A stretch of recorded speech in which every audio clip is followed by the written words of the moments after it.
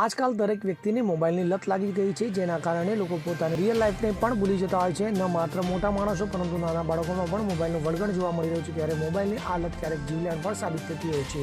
ત્યારે આવું જ કંઈક બન્યું છે કચ્છ જિલ્લાના રાપર તાલુકામાં, જ્યાં મોબાઈલ એક સગીરાના મોતનું કારણ બન્યું છે. તો મળતી માહિતી મુજબ કચ્છ જિલ્લાના રાપર તાલુકાના બેલા ગામે માત્ર 12 વર્ષના સગીરની તીક્ષ્ણ હત્યાથી ગળું કાપીને હત્યા કરતા સનસનાટી મચી જવા પામી હતી. જેમાં મંગળવાર બપોરે રાપર તાલુકાના બેલા ગામ ખાતે આવેલા બિલેશ્વર મહાદેવના બગીચા પાસે એક સગીરનો મૃતદેહ પડ્યો હોવાની જાણ પરિવારજનો અને બાલાસર પોલીસને કરવામાં આવી હતી, જેથી તાત્કાલિક ઘટનાસ્થળે પરિવારજનો અને પોલીસ દોડી આવી હતી. તો આ મામલે 3 મિત્રોના શંકાના દાયરામાં આવ્યા હોવાનું ખુલ્યું છે. તો મોબાઈલ ગેમના કારણે કિશોરની હત્યા કરાઈ હોવાની આશંકા વ્યક્ત કરવામાં આવી રહી છે. તો આ બનાવમાં પ્રવીણને ગળામાં તેમજ પેટના ભાગે ગંભીર પ્રકારની ઈજાઓ પહોંચી હતી. તો આ હત્યામાં ત્રણેય આરોપીઓ કાયદાના સંઘર્ષમાં આવેલા બાળકો હોવાનું અનુમાન લગાડવામાં આવી રહ્યું છે. તેમ છતાં તેઓને રાઉન્ડ અપ કરી લેવાયા છે. તો આ આરોપી મૃતકના 2 કૌટુંબિક ભાઈઓ હોવાનું સૂત્રોમાંથી જાણવા મળી રહ્યું છે. તો હાલ પોલીસે હત્યા પાછળના ચોક્કસ કારણો જાણવા તપાસનો ધમધમાટ શરૂ કર્યો છે.